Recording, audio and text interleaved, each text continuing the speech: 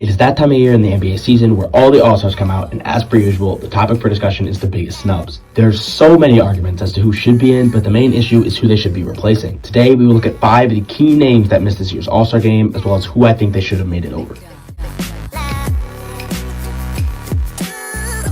We'll start by looking at the Western Conference. The first issue at hand is who is going to replace Curry now that he is hurt. With Kyrie being traded to the Mavs, it is a possibility that he now becomes a Western Conference All-Star.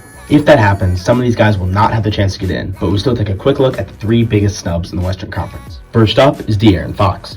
He has had an incredible season thus far and has helped lead the Kings to the 3 seed, which will put them in their first playoffs in over 20 years. I was pretty confident he would end up being a reserve for helping lead that team to their success, and because he put up some very solid numbers. This season, he is averaging 24 points, 4 rebounds, 6 assists, and 1 steal per game. Those are very solid numbers and are on par or better than current and previous All-Stars over the last couple seasons. Fox is my first choice to make the All-Star game if Kyrie stays as an Eastern Conference starter. He has had an incredible season and one of the best of his career. Pair that with the fact that his team is in 3rd in the conference, and it makes it clear to me that he should be the first choice to replace the injured Steph Curry. This script was written about a week ago, and now I have an update that he did replace Curry and is named an All-Star reserve. The second player that I think got snubbed from the Western Conference is Anthony Edwards.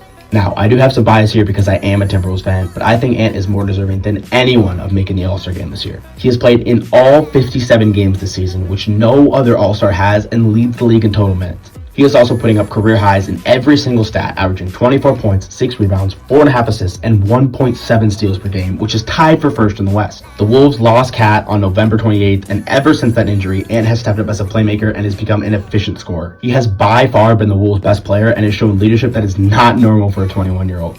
The person I would have Anthony Edwards replacing is Paul George. Although his team is higher in the conference, Ant averages more points, steals, and blocks. Not to mention he has played 17 more games than Paul George this season. I think PG is a deserving All-Star, but Ant has had a better season and really should be rewarded for playing the most minutes in the NBA this season and playing in every single game. Yet again, I have a good update, and he replaced Zion Williamson and was named to his first ever All-Star game as an All-Star reserve.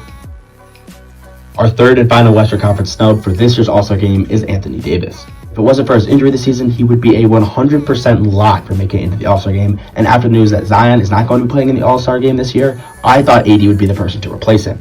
Obviously now we know that he didn't, but still, he is having a monster season for the struggling Lakers, putting up 27 points, 12 rebounds, 2.5 assists, 2 blocks, and a steal per game. With Zion missing the game, I was fully expecting him to replace him, but still, I think he should have made it over Jaren Jackson. AD is averaging more points, rebounds, assists, and steals than Jaren Jackson this season, and it's honestly ridiculous that he didn't make it in the first place. If your first thought when I say that is Anthony Davis hasn't played enough games, I would tell you, yeah, I agree, but neither has Jaren Jackson. AD has played 31 games this season and Jaren Jackson 37, which is really not that much of a difference at all. It was absolutely insane to me that he didn't make it, and he is by far my biggest snub in the West. Now, we will move on to the Eastern Conference, and in this, we are going to say that Kyrie stays in the East All-Star, so there will be no free replacement for him. First up, and probably the biggest All-Star snub from both conferences, is James Harden. He has had a monster season and continued to grow as a playmaker, averaging 21 points, 6 rebounds, 11 assists, and just over 1 steal per game. In the process, he and Embiid have led the Sixers to the 2 seed in the East, and they are just behind the 1 seeded Celtics. I would have had Harden to replace the injured Kevin Durant, and I was honestly shocked when he didn't make it over Durant, but I can understand why Siakam ended up making the team over him. Our fifth and final player that I think got snubbed is Trae Young. It is pretty obvious why Trae Young didn't make it, and it's simply down to efficiency and defense. Shooting just 42.9% from the field and also 31.9% from 3, even though you're a known sniper from deep, is just not good. However, I think he's still better than Drew Holiday this season, and he really should have made it over him. Despite his struggles, he has still had an all-star worthy season, averaging 27 points, 10 assists, and 3 rebounds while leading his team to a 500 record. It is very unfortunate that he didn't make it, but he is still such a young player and will have plenty of more chances in the future. So there are my 5 biggest 2023 All-Star snubs. There are some other names people had brought up like Jalen Brunson or maybe Pascal Siakam, but for me, these were the 5 guys who really had an argument and someone they could replace. Of course though, I want to hear who you think should have made the team for either conference, so be sure to let me know in the comments. As always, be sure to like the video if you enjoyed it, subscribe for more NBA content like this, and thank you so much for watching.